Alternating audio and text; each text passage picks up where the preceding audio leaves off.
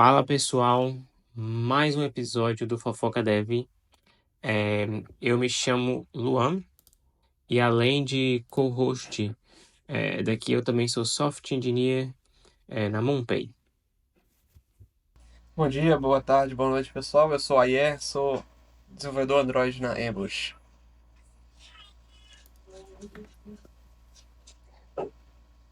Então, a gente já chegou vários comentários para a gente também sempre fala sobre as diferenças de trabalhar aqui, trabalhar no Brasil, aqui, né, fora do Brasil, na Europa.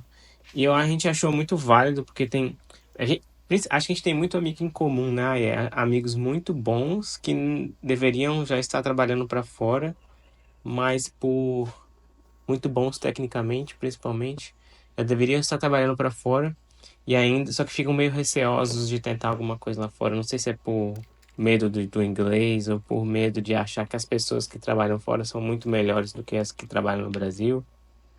Então a gente trouxe vamos trazer esse assunto para gente. E aí, uma coisa, acho que para começar, é, Eu na tenho uma sua pergunta, opinião, Luan. quais. Ah, Eu tenho uma pergunta. Você tem uma experiência massa porque você foi para outro país. Você está trabalhando uhum, para empresas da Europa, que é uma coisa bem diferente do que a gente está acostumado, tanto no Brasil, trabalhando no Brasil, quanto para quando a gente trabalha no Brasil para fora, normalmente não é para a Europa. uhum. E certamente você teve experiências bem diferentes na forma de trabalhar no Brasil e na Europa. O que mais você viu de diferente na cultura de trabalho da Europa e do Brasil? É, acho que é até difícil para a gente se acostumar com isso. Pelo menos foi muito difícil para mim se acostumar com isso, né? Ainda às vezes, de vez em quando tem isso, mas eu acho que a principal diferença é você não vive para trabalhar, né? Você trabalha para viver. Então, tipo assim, deu 5 horas, ou deu o horário, acabou o seu trabalho, agora você vai viver. O dinheiro também é para você viver, tipo, não é pra. Tipo, não é aquele workaholic, né, que fala, tipo, as pessoas trabalham sábado, domingo. Não, né? Uma vez eu até tomei um leve esporro quando eu trabalhava para uma empresa da Alemanha, né? E, e que a gente tava numa correria lá de final do fim da semana, né? Na quinta, na sexta-feira, para fazer uma entrega. E aí não teve como fazer a entrega. E aí eu ofereci assim, é porque faltava muito pouco, né, para fazer essa entrega. E aí eu ofereci para trabalhar. Ah, eu posso terminar isso no sábado de manhã e aí eu faço o deploy no sábado, né? Entrego no sábado. E, e foi engraçado porque o meu time, né, os outros devs, né, chegaram para mim e falaram que que eles não iriam, tipo, que não era para me fazer isso mais vezes, porque eles não iriam fazer isso, né? Então, se eu continuasse fazendo isso, eu ia achar que era normal e tal. Foi assim, não foi pesado não, mas foi bem leve assim, então eu nunca mais fiz isso. E E isso é uma coisa, uma coisa que eu trouxe da cultura de trabalhar no Brasil, né? Você vai aquela loucura assim, não, você tem que trabalhar 6 horas extra. Aqui foi tão engraçado que depois que eu fiz isso, né, no sábado até, eles me deram, tipo assim, um dia inteiro de pago, assim, né? Eu poderia escolher qualquer dia do ano para não trabalhar, entendeu? E ia receber normalmente, né? E eu não era CLT, né? Não era contrato de trabalho, era um PJ, ou seja, tava tudo bem eu trabalhar sábado, né? Porque uma empresa funciona sábado. Você entra no Google no sábado, o Google tá funcionando no sábado. E eu era uma empresa, mas eles tiveram essa sensibilidade. Ah, beleza, já que você tá fazendo a mais, você, você merece ficar um dia de folga, vamos dizer assim. E Essa pra mim é a maior dificuldade. quando você estava no Brasil, você trabalhou em São Paulo, né? Uhum. E trabalhou presencial. Quando eu tava no Brasil, eu trabalhei híbrido e depois eu trabalhei presencial. E em São Paulo era, era assim, a empresa era muito boa, que era a Único, eu trabalhei na Único, que é uma startup de identidade digital, né? Hoje eles são até unicórnio. Era muito tranquilo, sabe? Mas era muito tranquilo assim, no quesito de trabalho, não era tanta pressão e tal. Mas você via que as pessoas respiravam e expiravam trabalho, entendeu? Você saía de noite para falar de trabalho, você ia almoçar para falar, ia falar de trabalho. Você ia no metrô, tava as pessoas conversando de trabalho. No final de semana era um churrasco com as pessoas do trabalho. Então era tipo tudo trabalho. E outro leve esporro que eu tomei uma vez que eu saí com as pessoas, com essa mesma empresa da Alemanha, foi sobre não falar de trabalho depois do trabalho, né? E aí eu me descobri uma pessoa sem assunto, né? Porque a gente foi para um restaurante, era bem legal trabalhar nessa empresa, porque a cada 2 meses eu ia e ficava uma semana em Berlim trabalhando presencial, né? E aí eu saía para almoçar com as pessoas, saía para jantar, né, e tal. E acaba sempre perguntando os tickets que eu fazia, de PR, de código, não sei o quê. E aí, acho que no primeiro dia eles passaram a mão na minha cabeça, no segundo eles falaram bem assim, Luan, você fechou o computador, acabou. O que que você gosta de fazer quando você fecha o computador? Não é possível que você fique conversando de trabalho com a sua esposa. O cara falou bem assim pra mim. E enquanto isso, tinha uns assuntos rolando, cruzando de um cara que tinha saído para esquiar nos Alpes da França. Tinha um outro que atravessou o Saara de moto, fazendo tipo motocross, junto com coisa de rally. Um outro cara que gostava de fazer deep dive, né? Aquelas mergulhos profundos de, sei lá, ficar 5 minutos debaixo d'água, né? Que você vai puxando pela corda e vai descendo. E eu não tinha assunto nenhum. Ô, mano, Então, eu converso de trabalho com a minha esposa, mano. Eu acho que eu tô muito errado. é complicado. Eu tive que aprender. Ainda assim, eu ainda tenho. Se eu fico sem assunto em algum momento, eu acabo sem querer puxando o assunto de trabalho com outras pessoas. Mas ainda estou em processo de amadurecimento cultural, vamos dizer assim, né? Porque isso que é cultura, né? Tipo, não é só trabalho, né? Tem cultura de trabalho, óbvio, mas tem cultura de um modo geral, né? No que você gosta de fazer, que são os seus hobbies. E aí eu percebi, né, que o Brasil, até os Estados Unidos, né, é assim também, nesse negócio de trabalhar, trabalhar, trabalhar, trabalhar. E eu até, tipo, acabei me dando, nessa mesma empresa da Alemanha que eu trabalhei, eu acabei me dando muito bem com um cara que era dos Estados Unidos, né? Porque a gente falava de trabalho praticamente sempre, né? E aí o assunto não acabava, né? Mas o resto a gente comia assim, sabe, na ponta da mesa, assim, só nós. Mas, mas isso é uma coisa muito que eu percebi, tipo, de grande diferença. E tu, eu tenho mais dúvida, porque você trabalhou pra empresa da Alemanha, de Uhum. outros países, acho que foi França e agora Portugal. Eu trabalhei para França, eu trabalhei para Espanha também, trabalhei para Alemanha, Holanda e agora na Monpay, assim, é muito. A Monpay tem uma sede em Lisboa, mas a empresa é originalmente de Nova York, né? E tem, tipo, gente do mundo inteiro. Então é bem. E como ela é 100% remota, né? Principalmente para quem é da área de engenharia, então é muita cultura diferente. Mas qualquer dúvida que você fala. Se você vê diferenças entre. Cultura, se você vê diferenças culturais entre empresas de outros países aí na Europa. Olha, a mais gritante que eu percebi é a da siesta, né? Na Espanha. Tipo, realmente as pessoas, tipo, entre 1 da tarde e 3 da tarde, elas estão bem lentas se te respondem, porque eles falam da siesta, né? Siesta é você tirar um cochilo depois do. Não necessariamente um cochilo, mas um tempo para relaxar e depois do almoço, umas 2 horas, né? Você vai tentar falar com as pessoas nessa janela aí de 1 da tarde, duas. é, a 3 da tarde, elas estão bem lentas. Se te respondem, respondem lento, mas, tipo assim, é aquela resposta. Se você quiser fazer uma call rápida ali, Eles meio que te ignoram, depois eles, na hora de, depois das 3 horas eles te respondem e tal. Essa foi a mais gritante pra mim. Eu percebi também algumas coisas trabalhando com o pessoal da França, que, tipo assim, um prazo, né, é puramente uma direção, entendeu? Eles, tipo, eles colocam assim, vamos entregar isso no final do mês. Não é que, tipo, 3 dias, se chegar 3 dias, né, antes, é, eles não começam aquela correria louca, entendeu? Que tem que entregar. Provavelmente eles geralmente culpam quem planejou essa data, né? Então, se foi você que planejou, provavelmente a culpa vai ser sua.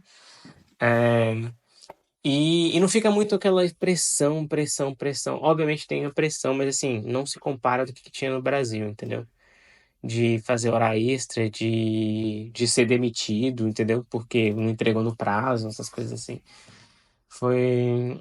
Então era bem isso. E uma coisa também que é diferente de trabalhar, né, aqui, porque aqui dentro da Europa tem vários time zones diferentes, né? Tem diferença de horário. Então você tem que, tipo, gerir isso. Tipo, na Espanha, França e Alemanha é 1 hora a mais. Então, começa 1 hora mais cedo e termina 1 hora mais cedo, né? E então tem essas coisinhas também. Que massa, mano. Eu trabalho hoje para empresa dos Estados Unidos. é, E não vi muita diferença de cultura em relação a empresas brasileiras, não. Pra falar a verdade que eu sei. Eu já vi histórias suas, né, falando sobre diferenças culturais da Europa e do Brasil. Mas eu trabalhando em uma empresa dos Estados Unidos, não vejo tanta diferença. Não vejo tanta diferença. A diferença que eu vejo é de coisas. Diferença que também tem dentro do Brasil, sabe? Tem empresas do Brasil que são diferentes, eu trabalho em empresas diferentes no Brasil. E eu acho que os Estados Unidos está dentro desse desvio padrão que tem no Brasil também, sabe? Não tem Uhum, tantas mudanças. Cara, você falou de uhum. diferenças. Eu acho que esse é o. Uma coisa também, uma coisa Pode também falar. que é uma diferença bem legal que eu achei é a parte de tirar férias. É, tipo, era um pouco. Aqui é muito flexível, né? As empresas que eu trabalhei no Brasil também eram flexíveis, mas eu sei que não são todas que são flexíveis assim, entendeu? Podia tirar. Vamos lá. Primeira diferença: tem muitas empresas aqui de tecnologia, gente. Exclusivamente focado em tecnologia, que é onde você é dev, que tem o tal do férias ilimitadas, né? É, aí esse férias ilimitadas tem um grande, né, parêntese, né? Não é que você vai tirar 1 ano de férias, né? Cada empresa tem sua regra. Quando eu trabalhei numa empresa da Holanda, você não podia tirar mais do que 2 semanas de férias, seguidas, né? Isso era uma regra. Também, obviamente, tem que ter pouco de bom senso para tirar as férias. Se você está prestes a fazer uma entrega, você não vai tirar férias. Nem muito, muito menos depois que você entregou, né? Porque pode dar algum problema, então você precisa estar lá para ajudar, né? Se um time for bem pequeno, que era o meu caso. Então era mais assim, você tinha que ter uma noção na hora de tirar as férias. E então tem essa coisa das férias. E para quem não tem férias ilimitadas, que eu já trabalhei em empresa aqui que não tinha férias ilimitadas, era tipo 28 dias por ano. Era 28 dias úteis, né? Então, tipo, você consegue ter aquela flexibilidade bem assim, numa semana que tem feriado quinta e sexta, você tira segunda, terça e quarta, e aí você fica tipo 9 dias somando de sábado ao domingo, 9 dias direto folgando, e aí você consegue fazer uma viagem legal, entendeu? Por exemplo. Você não fica tão refém, tipo, de Natal, Semana Santa, essas coisas que é sempre muito mais alta temporada, quando, se, por exemplo, você quer viajar, né? Pô, massa. No Brasil é bem travado mesmo, né, cara? Tem muitas regras. Algumas regras que, teoricamente, para ajudar, né, a pessoa que vai tirar férias. Porque pode ter abuso da parte do empregador também, né? Uhum, É, mas que quando chega para um dev já começa a atrapalhar, né? Na posição onde o empregador não tem tanto poder assim, né? Porque se o empregador for ruim, o dev sai da empresa e vai para outra, né? Chega a ficar uhum, ruim. Você não pode tirar férias. Eu acho que se tiver um feriado na terça, você não pode tirar na segunda. Eu nem sei se pode ter só um dia de férias. Eu nunca nem vi isso no Brasil. Mas nos Uhum. Estados Unidos tem, É. tem uma coisa assim, é mais flexível também, como você falou. Mas férias ilimitadas eu nunca tinha visto, não. Eu vi falando sobre isso em algum lugar no LinkedIn, só que eu achei que era só uma forma de dizer, eu não tinha entendido muito bem o que, que É. era. A Monpay tem férias limitadas. Onde eu trabalho hoje tem férias limitadas, tipo, é, inclusive quem quiser trabalhar na Monpay pode falar comigo, mandar mensagem que eu ajudo. Mas as regras que tem das férias ilimitadas lá é a mesma coisa das 2 semanas. E bom senso, sacou? Bom senso. Pode, se você não tiver bom senso, pode te custar um emprego, né? Eles te dão total liberdade para você, vamos dizer assim, para você se ferrar sozinho, entendeu? É, é a famosa assim, você tem liberdade total, você só não vai, pelo amor de Deus, né? Seja maduro o suficiente para permanecer na empresa. E, tipo, acaba que você não tira muitas férias, entendeu? Porque você fica tão flexível, você consegue fazer, tipo, tudo o que você planeja com um pouquinho de antecedência, você consegue fazer. Por exemplo, eu tô planejando uma viagem no começo de junho agora. Eu comecei a planejar isso em fevereiro. Aí eu cheguei e falei, eu vou tirar uma semana de junho. Pronto, tá resolvido, sacou? Tá lá marcado no calendário, sem neura, sem para onde você vai, para quê. Tá avisando com bastante antecedência, então é bem tranquilo. E acaba que no final do ano você não tira, tipo, 30 dias. Pelo menos, geralmente, os devs que eu conheço gostam, né, de estar ali, aprender, né, pá, evoluir, isso aqui. E aí você não. Beleza, aí você pensa assim, Luan, eu vou tirar então 2 dias por mês, né? No final do ano você vai ter tirado 24, né? Que ainda assim é menos que 30, né? É, ou tipo assim, vou trabalhar, sei lá, tem gente que quer trabalhar, não quer trabalhar na sexta, entendeu? Não que alguém faça isso na Monpay, mas é tudo ter bom senso, entendeu? Bom senso. Pô, massa, massa. Será que o brasileiro tem maturidade pra isso? Na verdade, não tem maturidade, né? Porque empresas. Você tem uma cultura de trabalhar tanto que fica até difícil de você ter bom senso na hora de decidir as férias, porque você vai estar sempre cansado querendo férias. Uhum. Verdade, tem isso. Nunca parei pra pensar nisso, não. Você cansa mais, parece que as férias ficam mais. Se ele precisa mais ainda das férias, né? Que não é só para passear. Volta na parada da cultura que eu tava falando lá no começo. Você, no Brasil, as pessoas vivem para trabalhar, não trabalham para viver, né? Pelo menos é assim que eu vejo a maioria. Então, como você vive para trabalhar, quando você para de trabalhar, você quer descansar. Você não quer, tipo, passear, não quer fazer o que você gosta de fazer, assim, de hobby e tal. Você quer simplesmente descansar.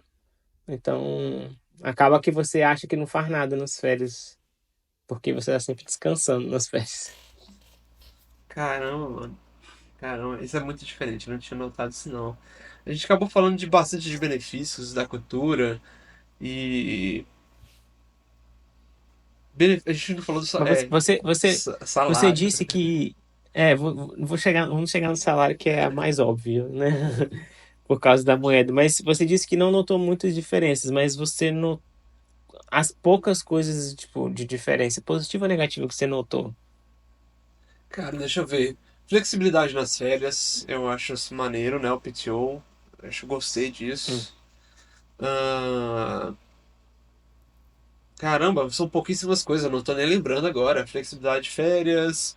é, tem pessoas de tudo que é lugar do mundo onde eu trabalho hoje, tipo, espalhado mesmo, sabe? Então, você tem uma diversidade de cultural de pessoas que você conversa diferente, eu acho isso maneiro, sabe? Você uhum, aprende de formas diferentes, e de fato você aprende de formas diferentes de trabalhar, você entende como que.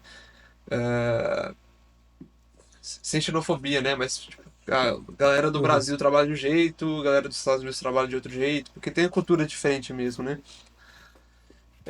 Sim, principalmente no quesito a gente, né, brasileiro, pelo menos eu vejo, né, se eu olho para os meus amigos, por exemplo, olho para você, vejo que sai muito na frente, entendeu?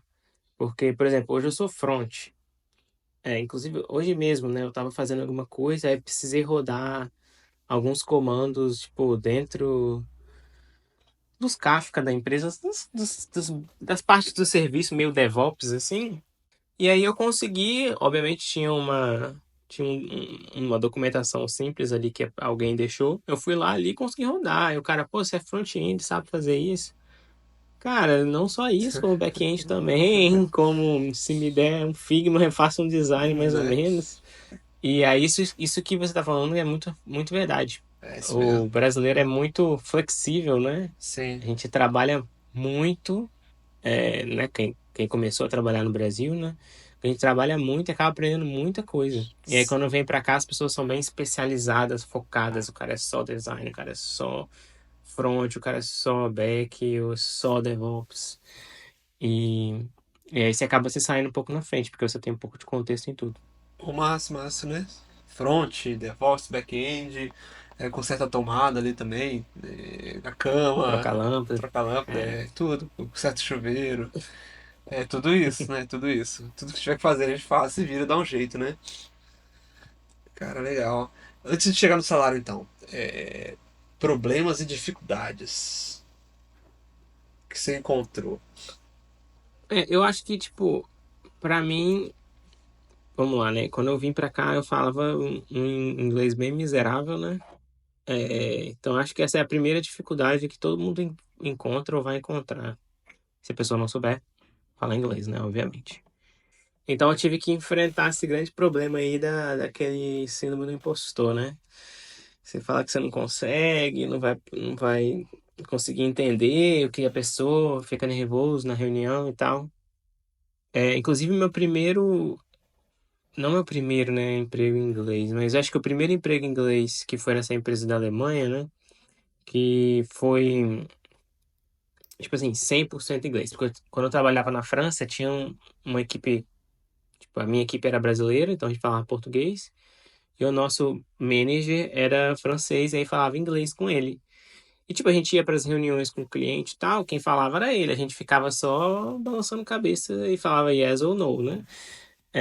Não falava muita coisa, então meio que não desenvolvi muita coisa lá, né?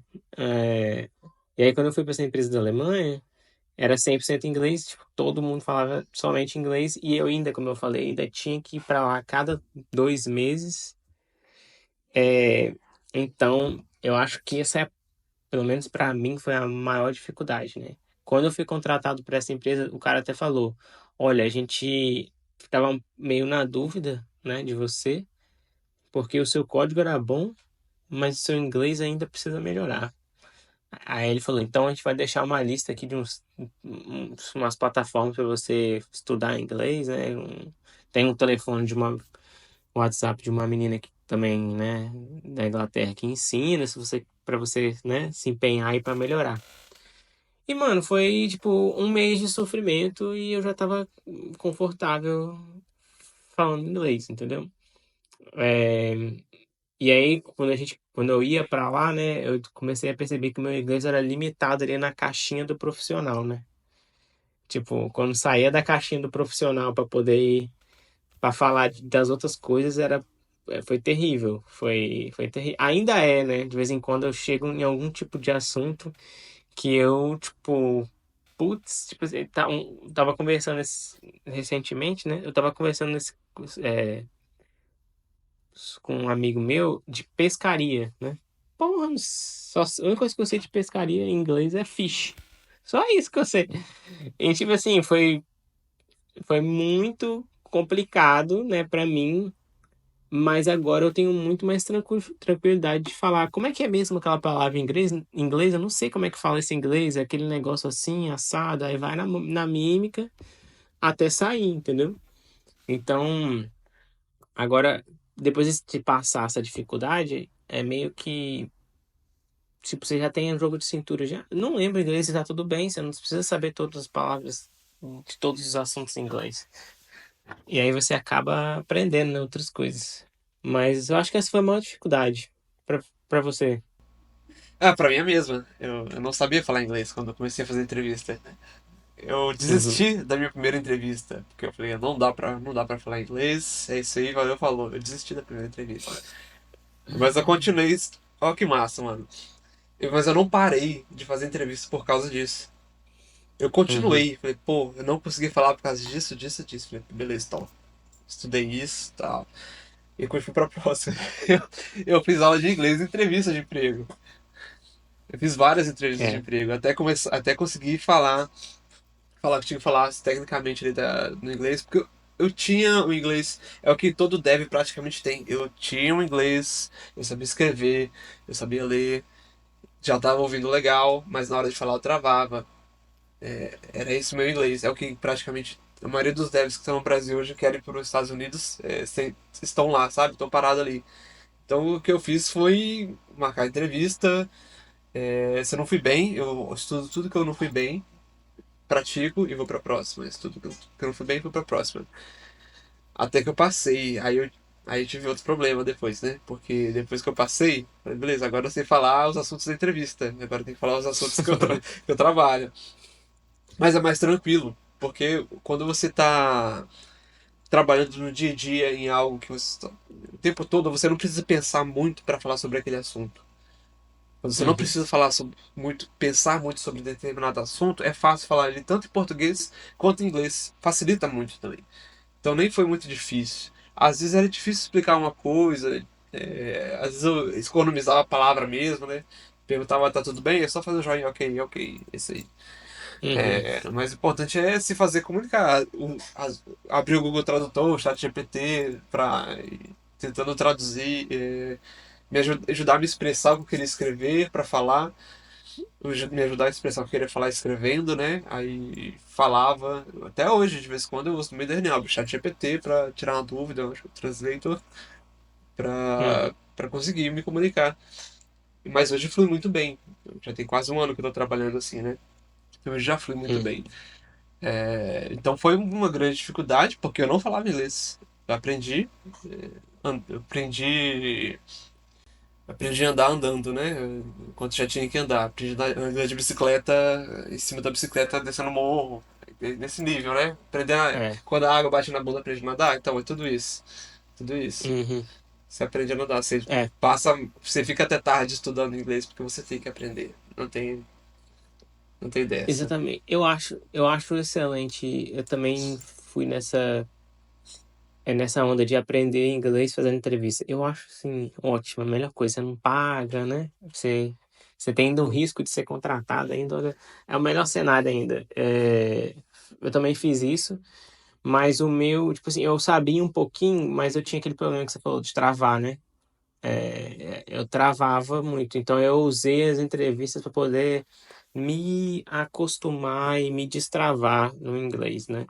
Também fiz isso, foi ótimo. Se você tem capacidade, se você que está escutando tem, tipo, possibilidade de pagar para fazer, é o ideal, acho. Você paga uma entrevista, ó, você paga uma aulinha de inglês para meio que simular a entrevista e tal, essas conversas assim. E na semana seguinte você já se aplica para algumas vagas. Eu acho, tipo, é o caminho perfeito, né? Vou falar de dicas então, cara. De dicas Vamos. pra treinar pra entrevista. Você tem Uhum. alguma dica aqui? Eu já tenho uma aqui logo de fresco que você falou, assim me surgiu a dica. Pode dar essa dica, então. Eu usava o chat GPT pra ficar conversando. Eu pedi pro chat GPT fingir que era um recrutador, queria fazer entrevistas perguntando sobre Android, né? Eu trabalho com Android, então ele ficava Uhum. me perguntando. E às vezes eu tava fazendo outra coisa, eu não tenho tempo, eu tava, sei lá, jogando e conversando com o chat GPT. Eu tava lavando vasilha e conversando com o chat GPT, ele me fazendo perguntas de entrevista. Até porque quando você faz outras coisas enquanto você tá praticando inglês, você ativa diferente parte dos cérebros que ajuda você a fixar melhor. Ou escrever também, ao invés de falar alguns momentos, né? Falar dirigindo, conversar com o Uhum. chat GPT dirigindo. Não recomendo, né? Eu acho que isso é contra. Isso é infração de trânsito. Mas eu fazia isso. Tem como você ligar pro chat GPT ou Gemini, também o Gemini também tem como você conversar. Pede para ele fingir que é o recrutador para conversar, fazer uma screen interview, aquela primeira entrevista. Depois pede para conversar com você como se fosse um entrevistador técnico ou um manager que quer conhecer o seu perfil. Pede para ele te entrevistar e vai conversando, vai respondendo. Ajuda pra caramba. Ó, e aí você faz por áudio? Áudio. Você faz uma ligação pro ChatGPT ou pro Gemini. É massa demais. Não sabia disso, não. É no pago ou tá indo no gratuito também? Eu acho que o GPT tem que pagar, mas na época ele tinha acabado de lançar, era gratuito. Mas o Gemini do Google, eu acho que dá pra você fazer gratuito sem limites. Entendi. Legal. Isso é bom. O que eu usei pra mim foi podcast. Eu escutava podcast, tipo, de, de assuntos bem voltados para área de tecnologia, né?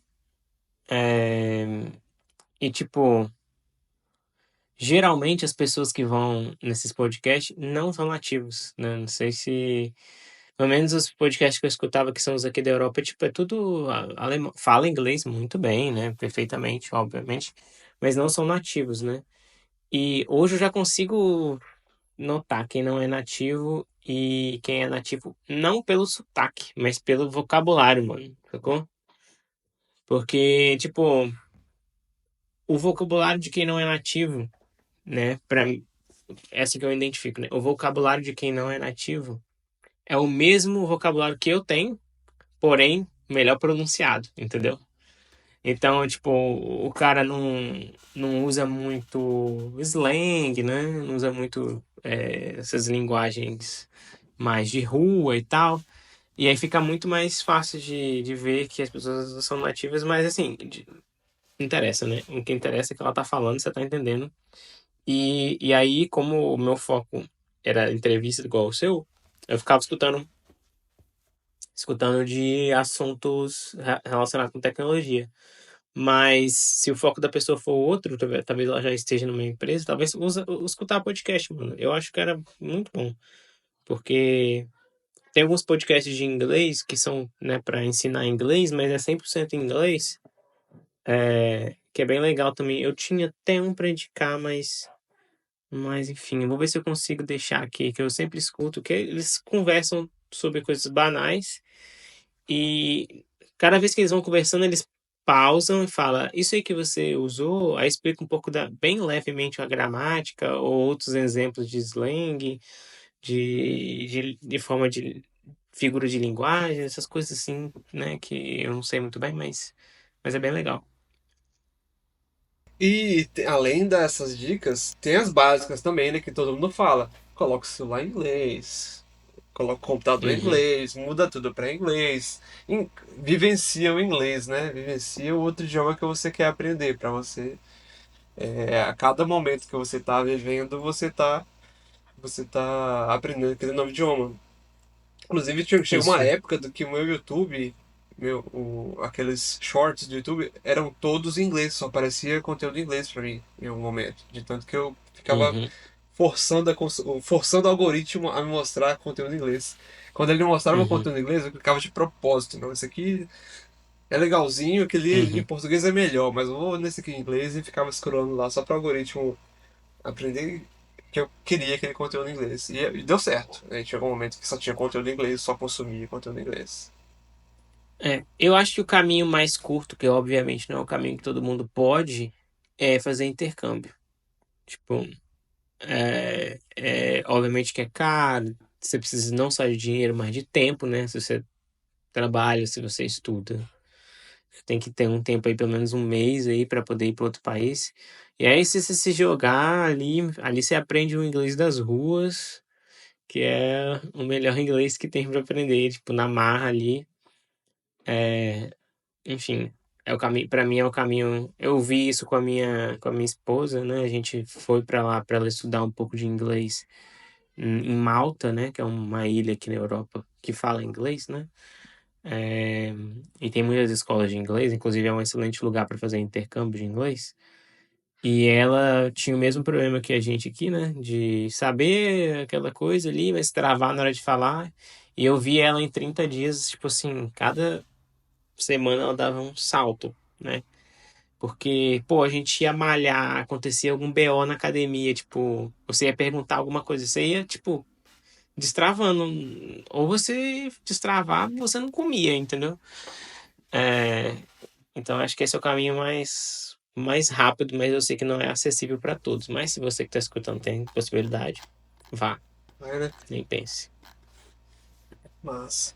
O que você acha que a gente. Agora vamos pro salário, que é óbvio. Ah, é salário, não é verdade? Verdade, manda aí pra nós, fala aí pra nós. O que que você É, vê? né? Tipo, é, não tem muito nem o que explicar, né? Você ganhar em outra moeda. No nosso caso aqui, eu em euro e você em dólar. Putz, você tá trabalhando com moeda forte, sacou? Você não tá trabalhando com moeda fraca, que nem é o real. O real é uma moeda fraca, infelizmente, mas é o que é. Então você tá, tipo, é, fica sempre ali em cima, né? E com esse dinheiro você consegue, por exemplo, se você ganha, sei lá, US$ 3.000 líquido, né? Com esse dinheiro você consegue viver no Brasil. Com esse dinheiro você consegue, tipo, viver em alguns lugares aqui em Portugal também. Obviamente, estou falando de uma pessoa só, né? É, então, pô, os salários são muito mais competitivos se você vai comparar com o Brasil, né? Convertendo, então, fica até desleal. E além do salário, né? O custo de vida. Você compra comida muito mais barato do que a gente compraria no Brasil com o salário, né? Se for pensar, se for trazer aqui, tipo, para mim aqui em Portugal, tem coisas que é mais barato, tem coisas que é mais caro, né? Aham. Por exemplo, é, uma coisa assim besta, vamos dizer assim, que eu acho aqui muito caro, né? Escova de dente, por exemplo, sabe? Acho bem caro aqui. Essas coisas, tem coisas que é, mas no geral, né? No geral, o que eu gosto de fazer é sempre uma porcentagem do salário mínimo, né? Eu falo bem assim, uma porcentagem, eu nunca converto, né? Eu nunca faço conversão de real para para euro. Eu sempre falo assim, quanto que, por exemplo, o meu orçamento de mercado hoje para uma família de duas pessoas e um bebê, né? Nosso orçamento aqui é € 450. De E aí, tipo, supermercado? é apenas de supermercado, é. E aí eu falo, é o que eu tava tentando explicar, que eu não faço conversão. € 450 é a metade de um salário mínimo aqui, né?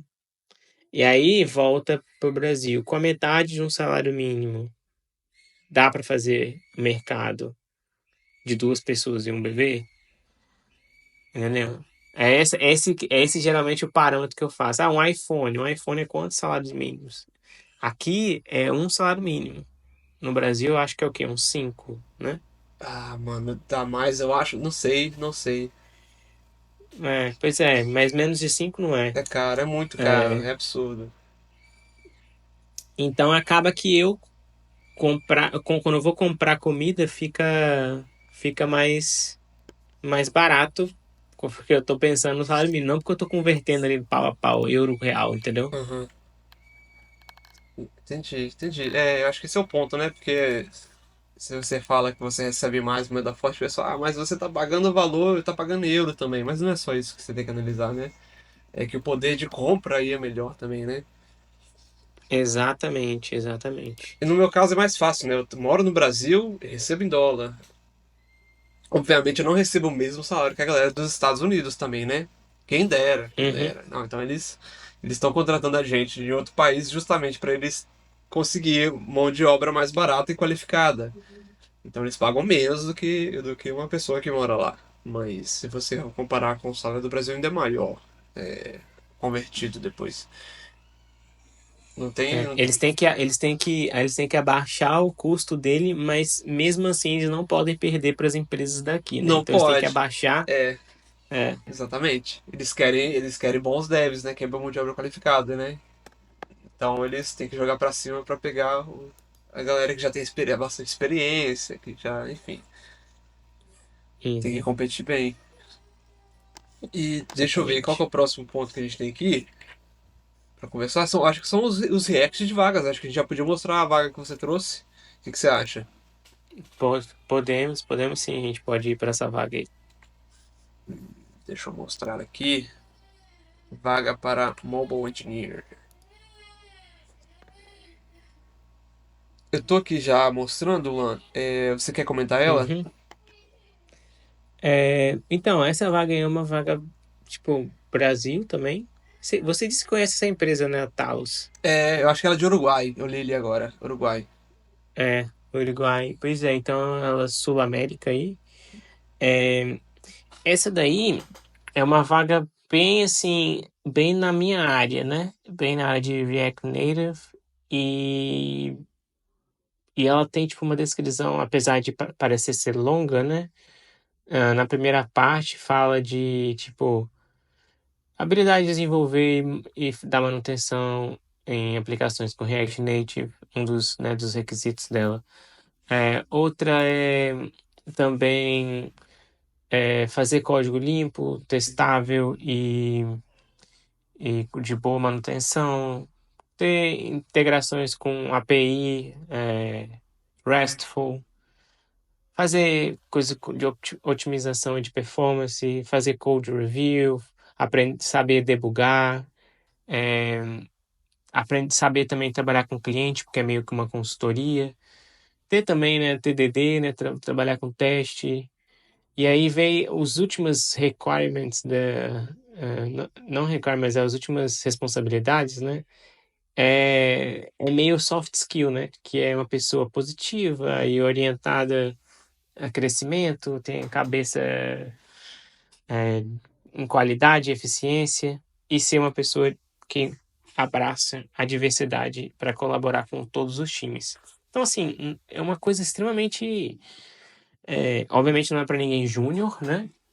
Mas é mid-level, é o pleno para cima, né?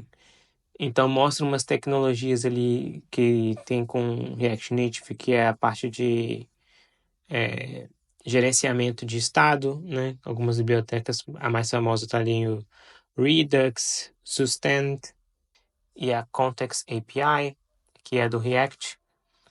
E, e ele foca também numa expertise de teste, né? Falando do Jest e principalmente da saber testar com, com React Native. E aí os benefícios que eu achei legal dele. Primeira coisa que é 100% remoto. A empresa parece entender o que é o 100% remoto, né? Porque aparentemente tem gente de todos os lugares do mundo. Quando você quiser saber se uma empresa entende, né, muito bem dessa parte remota, é só você entrar no LinkedIn da empresa, vai nas pessoas que trabalham na empresa e aí você filtra por país no LinkedIn, que aí você vai ver da onde, de qual país, de quais países a empresa emprega, né? E aí geralmente tem muita empresa que se diz remota, mas ela, pelo menos aqui na Europa, né, mas ela só tem gente remota de dentro do próprio país, né? Então é meio que uma empresa que não entende muito bem o que que é trabalhar remoto. Vamos lá. Benefícios tem essa parada do remoto, que paga em dólar. Isso que é um benefício muito grande para quem está no Brasil. Tem um programa de indicação muito com premiação em dinheiro. Tem aula de inglês. Tem aulas de academia, tem treinos online, né? Tipo, deve ser yoga, essas coisas assim. Eles têm uma house em Montevidéu, no Uruguai, que você pode ir trabalhar e dormir lá no hostel. Achei bem legal isso também. E. E você tem também eventos e. E você tem, tipo, parece que eles têm uma gamification, que é que você faz algumas coisas na empresa, como é uma consultoria, você ganha algumas coins, algumas moedinhas da empresa, e aí você pode trocar por alguns prêmios. É, então achei uma parada bem legal, numa vaga bem legal isso daí. Mas tem o ponto ruim, que é não falar salário. Não fala salário, né? Verdade. Verdade, eu não falo salário. Exa exatamente. Essa Aí, empresa, ela presta consultoria para empresa. Na verdade, ela é intermediária, ela para outras empresas de consultoria às vezes, e eu acho que ela também presta consultoria. E eu sei que ela atende clientes americanos. Eu já vi vaga dessa empresa para trabalhar. Qual que é o nome da empresa? Zscaler. Zscaler, que é a empresa americana de segurança de dados. Segurança de dados, não, acho que cibersegurança, né? Muitas coisas, né? Não é só segurança de Uhum. dados. Então, além disso tudo que não está escrito aqui, mas existe a possibilidade de ser um cliente americano que você vai ter contato com o inglês o tempo todo, né? Massa. E você? Trouxe alguma coisa aí? Trouxe. Eu trouxe essa vaga da Revenue Cat. Deixa eu circular aqui para o começo aqui. Essa vaga aqui, ó. Eu vou te mandar o link Uhum. porque você. Ah, não vou te mandar o link não. Você vai ter que confiar no que eu tô falando. Eu tô vendo. Você tá vendo? Show de bola. Beleza, então. É, Revenue Cat é uma empresa de SDK de pagamento. E ela já está sendo bem. É um SDK de pagamento que está sendo muito usado já na Google Play, eu acho na App Store também. É um time pequeno, de 90 pessoas, que eles têm uma transação grande, sabe? Um número grande de transações. Ele chega a 4 bilhões de dólares em app purchase anualmente, para milhares de aplicativos. Então eles são uma empresa com poucos funcionários, que gerencia muita receita. Então eles têm que ser uma empresa eficiente. Então é bem provável que seja uma empresa que preza bastante por eficiência e qualidade do produto do qual eles estão entregando. E o que eles pedem de dev? Isso aqui é uma vaga para back-end, pede 5 anos de experiência, uma pessoa que esteja confortável escrevendo e debugando SQL, gosta de debugar, entender a causa raiz das listas de produção, tem mais soft skill do que hard skill aqui, se você olhar. Ama Uhum. entregar bons produtos, é excelente, não sei o que significa isso, mas tem conhecimento de mais de uma linguagem de programação. Sabe entregar código de qualidade com boas práticas de teste e iterative cycles. Colabora colabora bem com outros, se comunica eficientemente, numa cultura totalmente remoto, é proativo, versátil e aprende rápido. Então pede mais soft skill do que hard skill. E de bônus, se você Uhum. tem experiência em Python, PostgreSQL, ClickHouse e experiência com React e ASP.NET Applications. Então esse aqui é bônus também, é um requirement. Aqui, ó, Uhum. ele tem uma parada legal que eu não vou ler, mas a vaga ela descreve o que é esperado pro dev no primeiro mês, nos 3 primeiros meses, nos 6 primeiros meses, no primeiro ano. Então, eu acho isso legal, porque o dev consegue ter uma noção do que ele vai fazer e noção da organização da empresa, o que é esperado também do dev da empresa. Nossa, muito bom isso, mano. Massa, Muito né? bom isso. Legal, né? Eu achei muito da hora. Eu não vou ler aqui não, porque é muita coisa, mas vou deixar paradinho aqui. Caso alguém queira ver no YouTube, dar um pause no vídeo e ver o que é, vai conseguir pausar e ver. E o que eles oferecem? É, Fast Growing Competitive Equity in Fast Growing Series C Startup Backend. Não entendi isso aqui, cara. Quer ler pra mim em inglês também? Esse primeiro item? É um ambiente de rápido crescimento Ah, tá. e você ganha options, né? Stock options da equity da empresa como forma de pagamento Oh, também. massa. 10-year window to exercise vested equity options. Provavelmente relacionado a 10 anos? É o que é isso? Isso quer dizer que você só vai poder vender, exercer de fato, né? O seu valor. Vamos supor que você receba US$ 10.000 em ações, você só vai poder exercer esse valor, tipo, fazer o que você quiser com esse valor, vender ou mandar para alguém depois de 10 Ah, anos. tá, entendi. Legal, faz sentido, né? Isso é um tópico que daria um excelente podcast, porque eu sou meio. Eu acho isso aí meio ilusão, esse negócio de ação de empresa, quando os Olha outros só, fazem. olha só. É. Porque você tem que ficar 10 anos na empresa pra você, nessa daí que você tá lendo. Você tem Aham, que ficar 10 anos para você ter direito a exercer essa equity, essa parte da empresa que você supostamente é dono, entendeu? entendi. Qual foi a última empresa que você trabalhou por 10 anos? Eu não tenho nem 10 anos de experiência, pô. Então, pois é. É. Então, nem eu. Então, eu fico.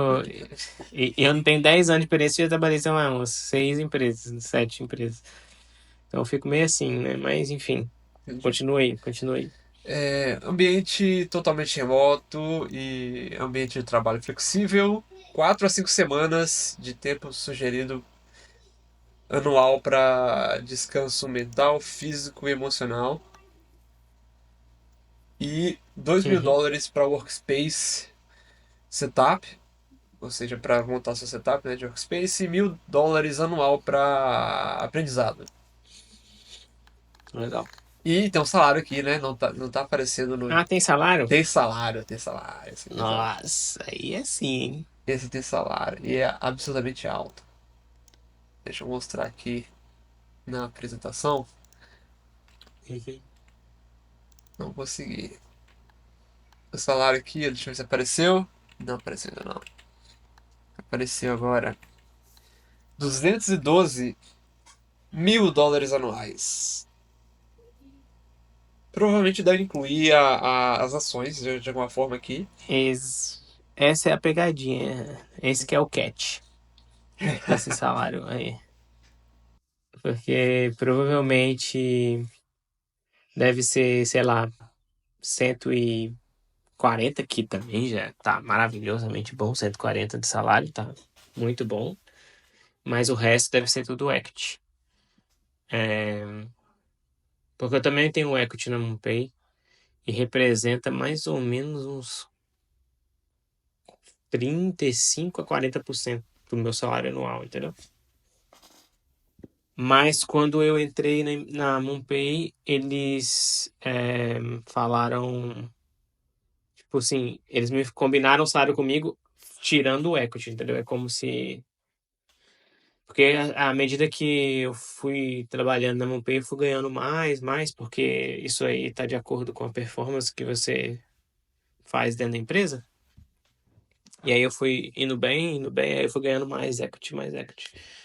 Então isso foi subindo, mas como eu falei, é meio, né? Não sei se é muito real, palpável, né?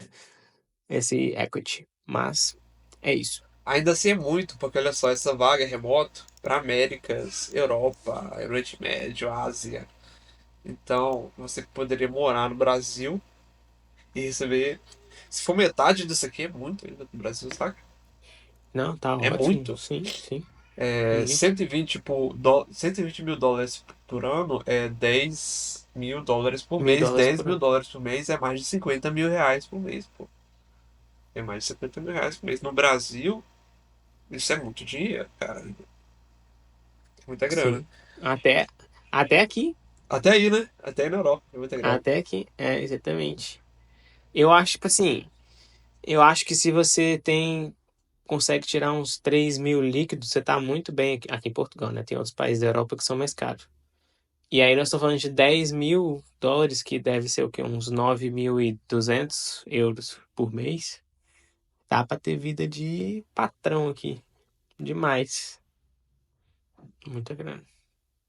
E isso, o que que acontece com isso? Salário muito alto, a competitividade fica como? É lá em cima. Salário alto, mundo todo competindo pra esse aqui, mano. Que é alto pro mundo todo, Uhum. praticamente, né, mano? Então, se eu fosse. Eu me inscrevi uma vaga. Tem uma Android também. Se eu inscrever numa vaga dessa Android, meu vizinho aqui de bairro aqui, o calopsita não, já passa na minha frente. Passa muito na minha frente. Calopsita é um monstro pro do Android, pô, a lenda do Android. E aí mora no mesmo bairro que eu. Aí, imagina na América toda, pô, Europa toda. Não dá, pô. Imagina o X1 assim, não dá, né? É Não, desleal, né? desleal, pô, desleal. É desleal, É mano. verdade, a gente vai trazer ele ainda aí pra falar com a gente. Pô, massa, massa. Cara, mas eu acho que é isso por hoje também, né, mano? Tem mais algum assunto pra comentar? Não, acho que por hoje é só. Se você escutou até aqui, né? Deixa aí a mensagem aí que você escutou até aqui. Deixa um like também. E se não tem mais nada a dizer, aí é até a próxima, né? É isso aí. Valeu, pessoal. Obrigado. Até a próxima. Tchau, tchau.